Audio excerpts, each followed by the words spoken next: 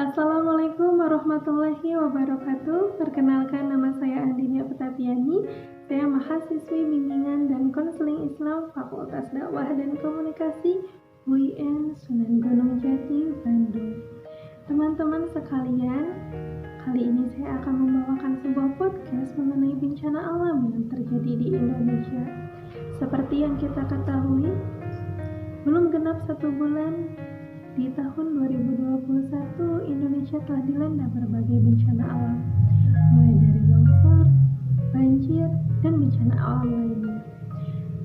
Kali ini saya akan membawakan sebuah podcast mengenai bencana alam yang terjadi di wilayah Sumedang, yaitu longsor. Tapi sebelum itu, izinkanlah saya mengajak teman-teman sekalian untuk merenungi yang terjadi pada saat ini. Awal 2021, bencana alam datang silih berganti. Banjir, gempa bumi, gunung meletus, longsor, dan banyak hal lainnya. Tuhan menjalankan alam ini sesuai dengan kehendak-Nya. Seluruhnya tidak bisa serta-merta dapat dicegah ataupun direkayasa. Jika Allah telah berkehendak, maka terjadilah. Kita sebagai manusia yang memiliki kelemahan, kekurangan, keterbatasan, tidak bisa menolak kehendak Tuhan. Mati, hidup, menikah, turunnya hujan, gunung meletus, banjir, semua atas kehendak Tuhan.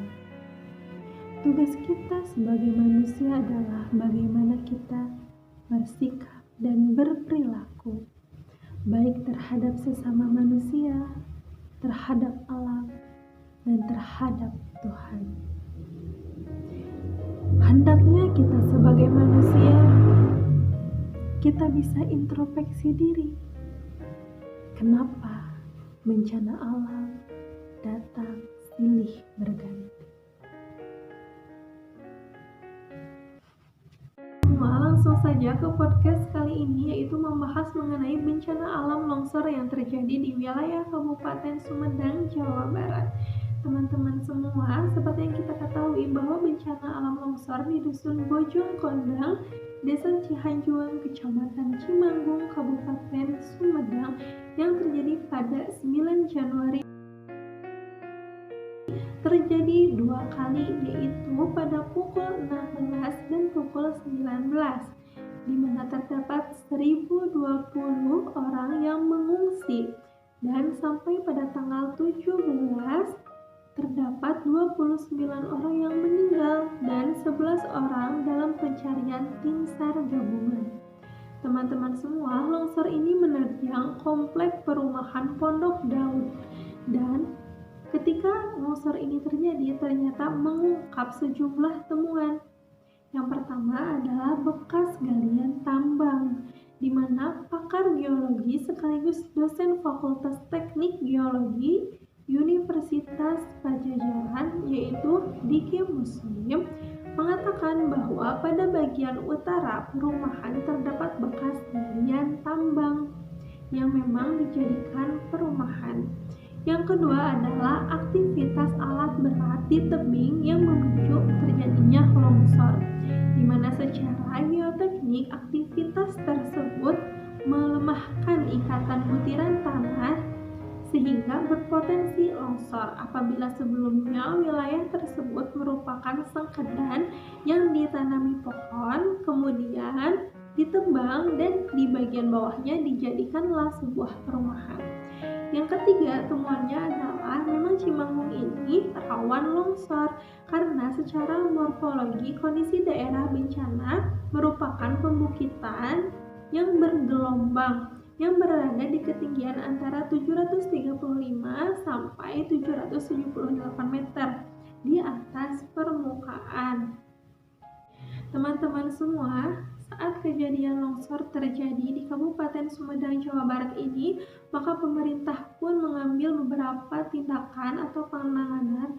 Yang pertama dari Menteri Pekerjaan Umum dan Perumahan Rakyat atau PUPR, disampaikan oleh Bapak Basuki bahwa akan merelokasi dan membangun rumah untuk warga yang terdampak longsor di Kabupaten Sumedang ini, disampaikan pada tanggal 14 Januari saat kunjungan ke lokasi.